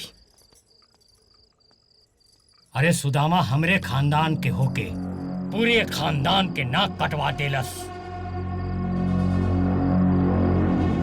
सही कहतन भैया, सुदामा भैया हमने नाक तो जरूर कटौले बना, और हमने जन बने जा कोनो अच्छा नहीं जे कैले उनके साथ है। हे भैया, इंसानियत का चिंता रउआ मत करी। जैसे जंगल में शेर का आवाज गूंजेला, वैसे काल पंचायत में हमरे भैया का आवाज गूंजी।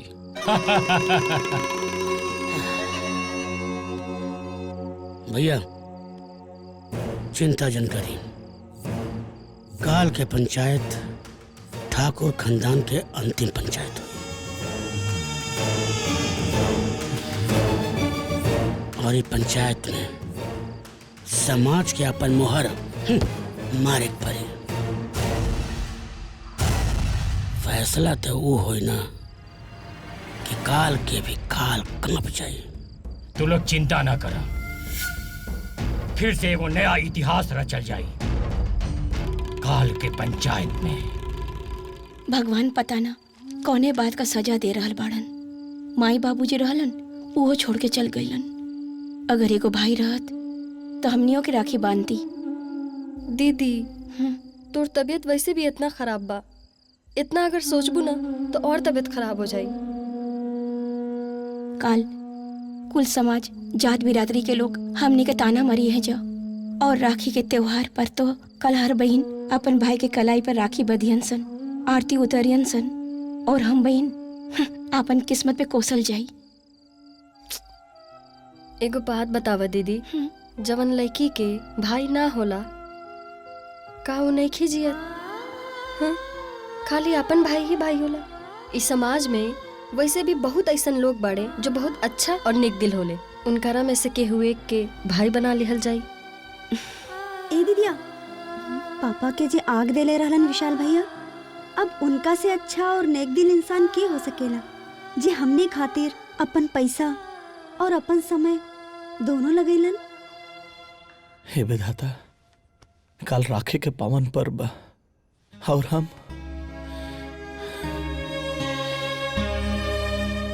हमारा जीवन में काली दुनिया कलाई पे राखी मानी और हमार कलाई सूखा रही।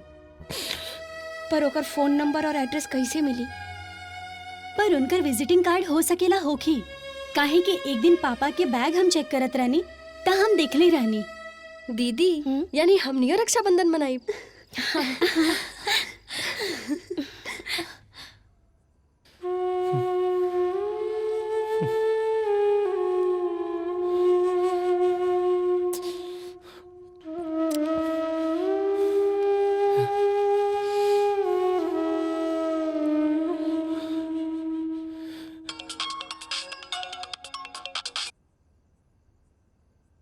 हेलो, तोरा के भैया, विशाल भैया, हाँ?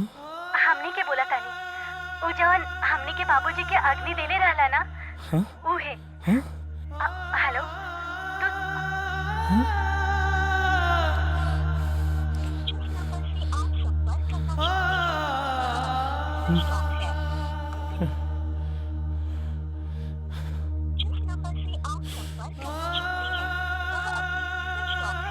हम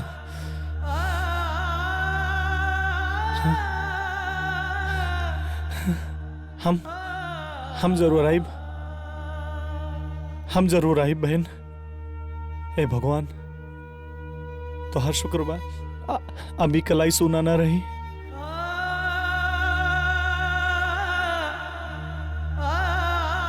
हम आइब बहन, हम जरूर आइब। भगवान आप हमार सुन लेनी।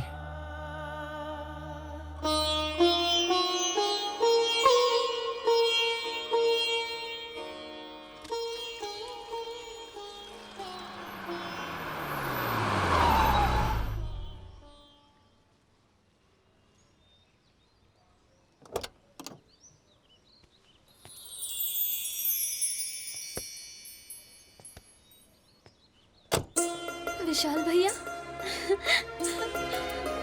विशाल भैया आ गए ले। दीदी भैया, दीदी। अरे ना ना ना भैया कैसे बानी भैया? दीदी दीदी विशाल भैया आ गए ले।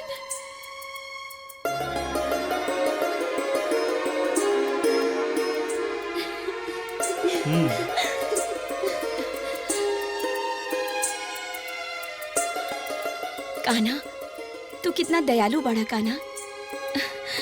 हमने खातिर भाई भेज देला कान्हा।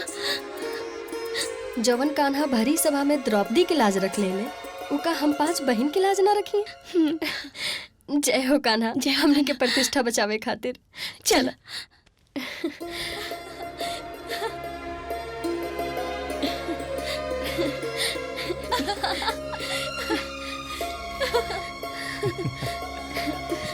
भैया अरे ना भैया कैसे बन?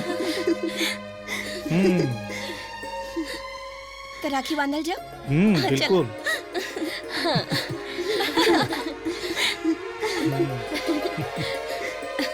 बैठो।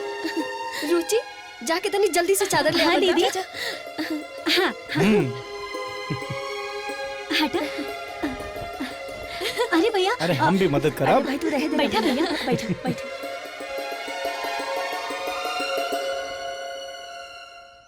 तो लगन के पता बा राखी के दिन ना हम उन नदी के किनारे चुपचाप जाके बैठ जात रहनी।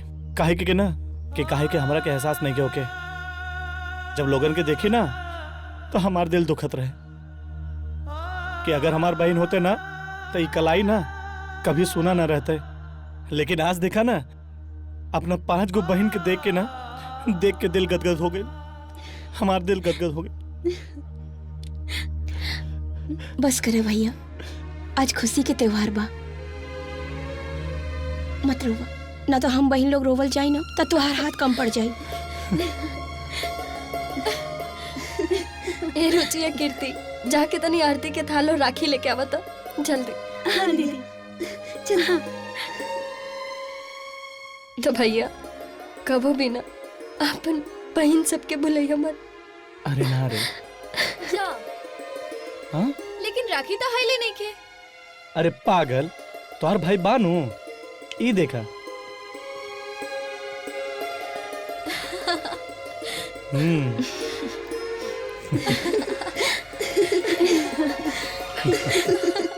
बेटा ठीक से जइहा, मन लगा के पढ़िहा। ठीक बा। हम जीवन में यही सोचले रही हमार बेटा बड़ होके अफसर बनी। आई सब पंचायत उंचाई से दूर रही जी। हाँ आज तू हमार सपना पूरा करे जात बाड़ा। ठीक बा बाबूजी, आशीर्वाद दी। जी अब बनल रहा। माई तू आशीर्वाद दा। खुश रह बेटा। और हाँ अपन ख्याल रखिया। बाबूजी दरोगा बन के आई हम। जा जा जाके फोन करिया बेटा। एकदम एक आध हफ्ता में कॉल करब बेटा। हमार बेटा दरोगा बनी, हमार बेटा हमरे सपना के पूरा करी जी। हाँ। आज हम बहुत खुश बनी। हाँ हमार बेटा बहुत बड़ पद पे जाई। हाँ चला। सुनो सुनो सुनो, आज गुरु पूर्णिमा के दिन है। हमनी के मुखिया जी एगो फैसला सुनावे वाला बाड़े, तो रउआ लोग के वही जा आवल बहुत जरूरी बा। हाँ जरूरी बा रउआ लोगन के। मुखिया जी के फैसला स्वीकार करी रउआ लोगन। हाँ, आइब आइब जरूर आइब रउआ लोग। हाँ, आज के दिन हम फैसला सुनावे ना सजा माफ करे आयल बानी। समाज में केहू के ऊपर लागल प्रतिबंध हटावे आयल बानी। ई प्रतिबंध के हटावल पुण्य के काम बा। आज हमरे दादाजी के पुण्य तिथि बा। हम जे कुछ भी बानी अपने दादाजी के वजह से बानी। तोरा लोग के मालूम बा ना, आज से 4 साल पहले सुदामा के घर में प्रतिबंध लगावल गईल रहे। हुक्का पानी हम बंद कर देले रहली। हुक्का पानी के चालू करत बानी हम अपने समाज में सुदामा के परिवार के मिलावत बानी।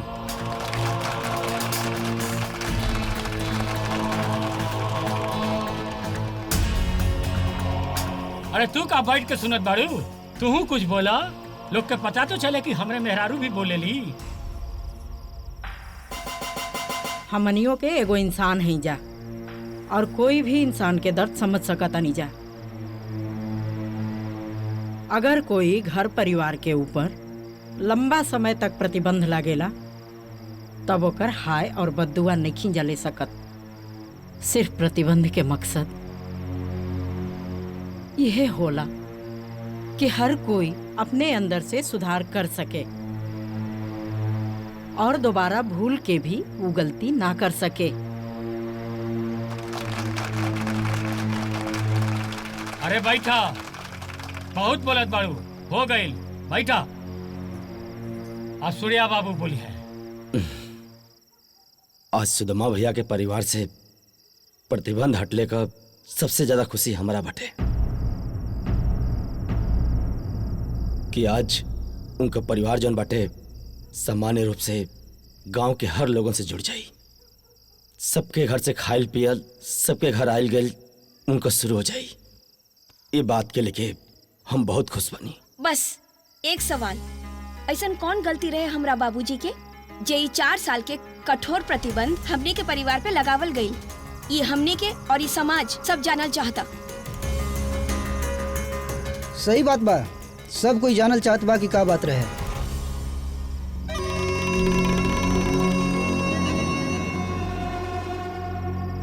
भैया बैठी आप। ये कौनो राम कथा ना हो कि सबका सुनावल जा। ये एगो बैड स्टोरी हो जौना के सुन के ये हमार गांव समाज के नई पीढ़ी पे बुरा असर पड़ी। और इहो लोग वह सब कल चालू कर दी हैं। का चाहता लोगन? मुखिया जी, जनता सवाल पूछे और रउआ के जवाब दे के पड़ी। और वैसे भी अमिता पंचायत का सदस्य बाड़ी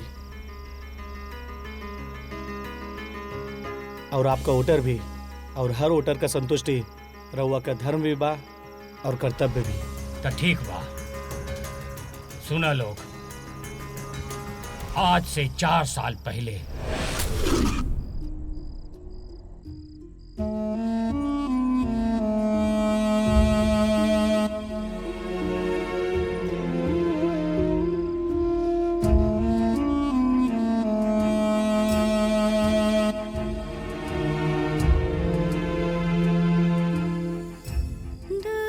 देवी माँ के साक्षी मान के आज से तो हमार धर्मपत्नी हो गई।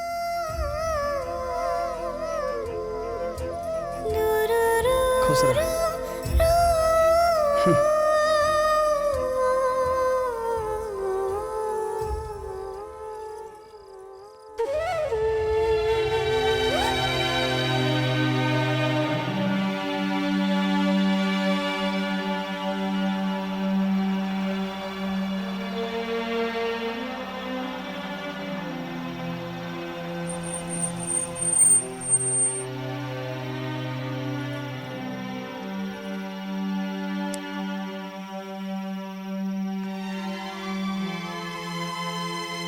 अरे बिटिया तू? हम दोनों जनी भाग के बियाह कर लेनी हाँ। ओ सुदामा चाचा, बेटा तू लोग काम तो ठीक ना कैला। काहे से एक ही गांव के लड़की लड़का के बियाह हमरा संस्कृति में नहीं खे। तो लोगन का कच्ची उम्र, नया जोश, काम तो गलत कर बैठल बड़ा लोग। शादी मांग में सिंदूर भरला से ना होला। शादी कई के जीवन निर्वाह करे खातिर एक दूसरे के समझल, एक दूसरे पे समर्पण बहुत जरूरी होला। एक काम करा, तू लोग हमारे संगे चला, घर चल के पानी उनी पिया और रात के 3 बजे गाड़ी मिली और तुरंत निकल जाइए और रात के गाड़ी पकड़ के कहीं दूर चल जाइए लोगन। ठीक बा चाचा। ठीक बा? ठीक बा। जल्दी बैठा हमारे गाड़ी में।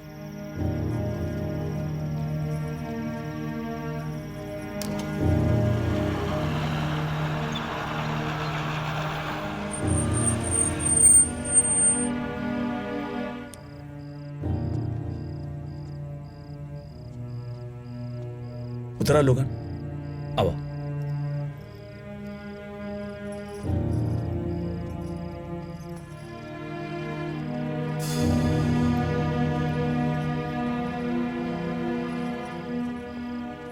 बैठा बैठा बिटिया। ए बिटिया, तन्नी 2 गिलास पानी ले आवा था। जी बाबूजी। जल्दी आवा।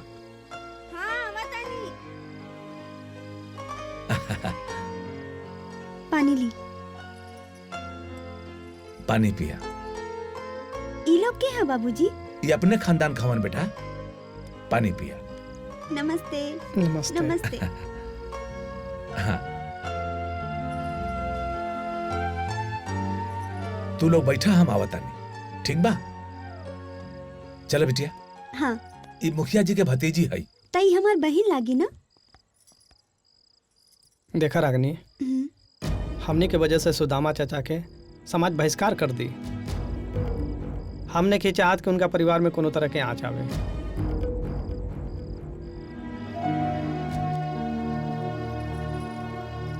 हमके माफ कर दी सुदामा चाचा।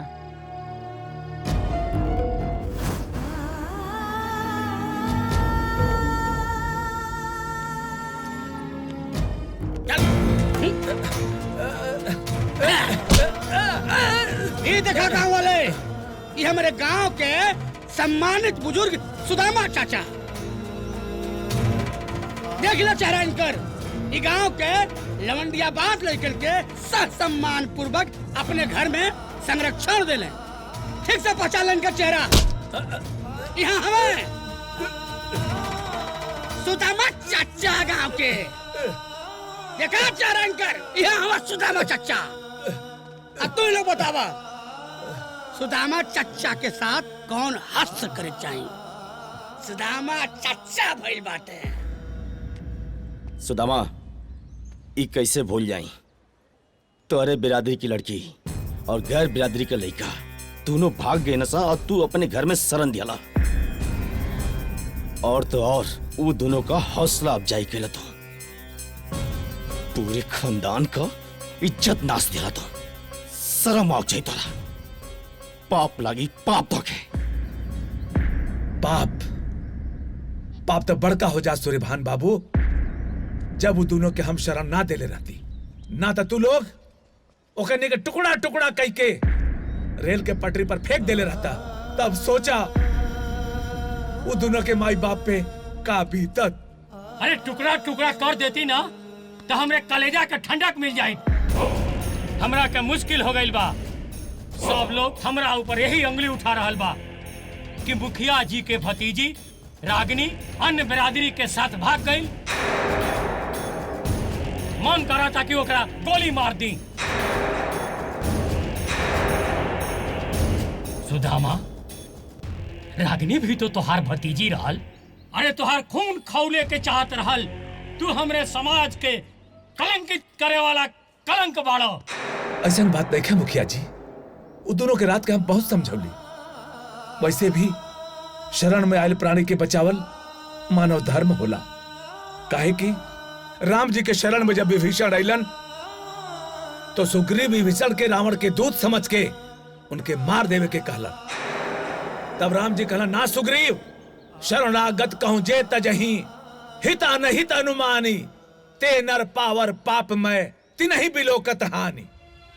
अगर शरण में अधम से अधम नीच तहार दुश्मन भी आ जाए, ओके बचावल तोहार धर्म होला। बंद कर तू अपन कथा प्रवचन। तू समाज के धोखा देले बाड़ा। अजे कहे बाड़ा ना, ओका सजा तोहरा के मिली। तू हमनी के साथे हमरे समाज से धोखा कैले बाड़ा। पूरे गांव समाज के लोग कान खोल के सुन ला। आज से इनकर हुक्का पानी बंद, खाना बंद, पानी बंद। हम इनका अपने जात से बाहर करत पानी। मंजूर बाना सब लोग के? मंजूर बाना? हाथ उठा के बोला। आज के बाद सुदामा और सुदामा के घर वालन से केहू कोनो रिश्ता ना रखी।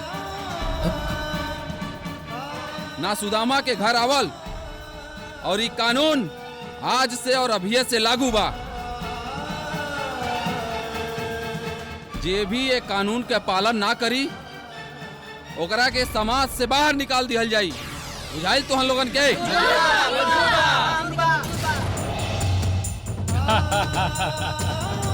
भान मुखिया जिंदाबाद, जिंदाबाद, भान मुखिया जिंदाबाद।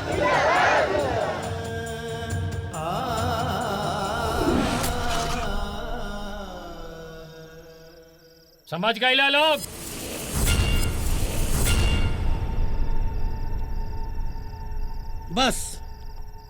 बस यह कारण रहल तू लोगन के इस समाज से और इस जात से बर्खास्त करे के। ये कैसन फैसला बा रउआ के, जौन फैसला सिर्फ एक इंसान पर लागू होला? मुखिया जी, रउआ तो जानते बानी, ताली कबो एक हाथ से ना बचला। मुखिया जी, ये हम सबके पता बा कि कोनो घटना घटे के पीछे दो कारण होला। एक मजबूरी और दूसर का इरादा। ई कैसन मजबूरी बा जौन हाथ जोड़े पे ओके मजबूर करेला? और ये जे समाज के ठेकेदार बा ना, वो अपन पद और सिर्फ अपन फायदा देखेला। समाज के परिभाषा भी पता बा? समाज के परिभाषा जनता तू ताज। आज एक हंसता खेलता परिवार लज्जित और कलंकित होके ये घर में बंद ना होत। और सुदामा जी के कोनो मजबूरी भी हो सकेला। वाह! अब फिल्म के क्लाइमेक्स में एक नया हीरो के एंट्री। यही के कहल जाला कि बेगानी शादी में अब्दुल्ला दीवाना। मान न मान, मैं तेरा मेहमान। हैं? लौंडे, कहाँ हरे तोर? कहाँ से आयल बड़े? ये तुहनी के शहर ना हो, ये हमार गांव का पंचायत हो। और यहाँ का फैसला ये हमार गांव और समाज देला। तुहनी के ना बुझाइल कि समझावे के पड़ी। आइल बाणे यहाँ शहरी फैसला सुनावे। आज 26 साल से हमनियो ये परंपरा देखत आवतानी कि बहू और बेटी के संग कितना सुंदर व्यवहार हो रहल बा। बड़की माई की बेटी जला के मार दिहल गई, काहे से ओकर बाप एगो स्प्लेंडर और 2 लाख दहेज ना दिले रहलन। और दुखी राज चाचा के बहिन जिंदगी भर नैहरे रह गई, काहे कि ओकर पति बम्बई जाके कोनो महाराष्ट्रन से ब्याह कर लेलस और वहीं रह गई। बाभन और पंडित के होनहार बेटी जे जिला टॉप कैले रहल, ओकर बियाह एगो अधेड़ 42 साल के आदमी से करा दिहल गई, काहे कि वो सरकारी जॉब में रहे ना। और हाँ, हम जो ये नाम बताईनी ना, ये सब रिश्ता अपने परंपरा और रिश्ता में ही रहे, ना ही कोनो लव मैरिज रहे। लेकिन रिजल्ट बहुत खौफनाक। सोची, अभी तो ये 3 गो नाम बताऊनी, वो भी ई गांव के। तो सोचा, पूरा गांव, जिला, राज्य के, देश और बहिन बेटी के का हाल होई। ये लव मैरिज हो या पारंपरिक विवाह, ओकर जीवन सुखी से बीतेला, जे एक दूसरे के समझ पावेला। तू कोनो भगवान ना हवा चंद्रभान सिंह।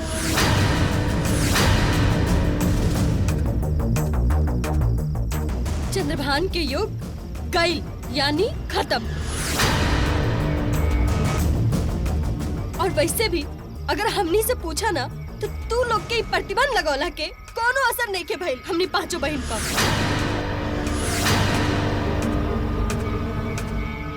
उल्टे ही 4 साल में 40 साल के तजुर्बा मिल गई बा। और ये समाज के सारा चेहरा दिख गई जो अलग अलग मुखौटा लगा के ना मानवता के ढोंग कर रहा बा।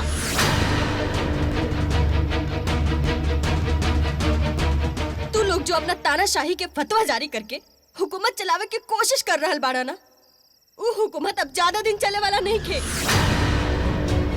भगवान ना तू लोग से बहुत बड़का बड़का आदमी के आकर तोड़ के रख देलन, तारो तोड़ियन। और एक और बात कह देता रही तोहरा से कि तू लोग के प्रतिबंध लगौला के या हटौला के कोनो मतलब नहीं खे। काहे कि अभी इसी वक्त हम पांचों बहन इस शपथ ले रहल बानी कि चंद्रभान और चंद्रभान की नीति पर चले वाला इस समाज के त्याग कर रहल बानी।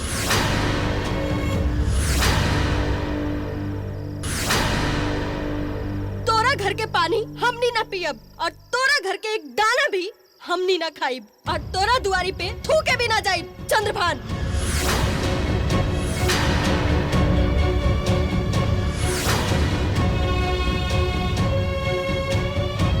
भैया भैया चल आज हम दोनों का टेटुआ दबा दे। भैया रुक बस गई, बहुत हो गई। कितना सजा दे भौंक रखे। 4 साल से सजद काटा तरी सकुल, वैसे भी हाथ का उंगली चोटिल हो जाए तो कि काट के फेंकल ना जला। ओकर इलाज कइला माफ कर दियो रखे।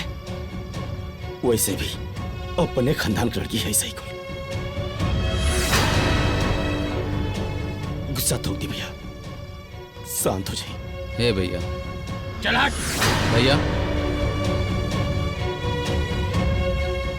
दीदी दीदी दीदी दीदी दीदी क्या भाई दीदी अमिता अमिता दीदी कब दीदी दीदी दीदी क्या भाई दीदी क्यों डॉक्टर के बुलावा प्लीज जल्दी बुलावा ना क्यों दीदिया दीदी अमिता हाँ बोला।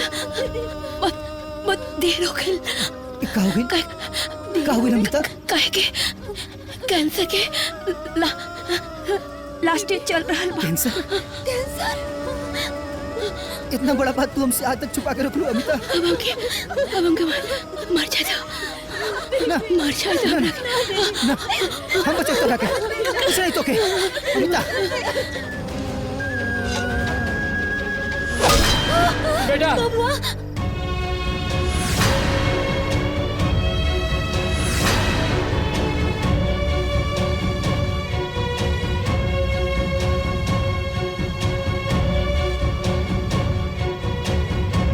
दीदी अमिता अमिता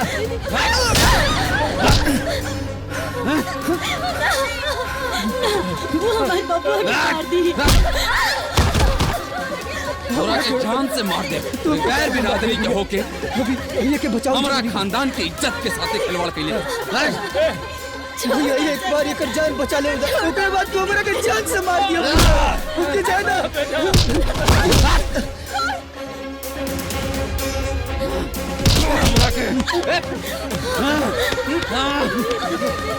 चढ़ा मरा के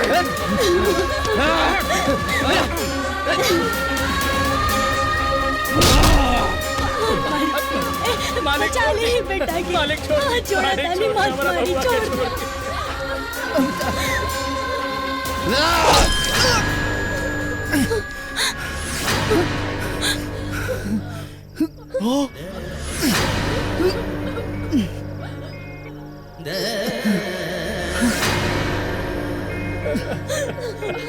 जी हमार बबुआ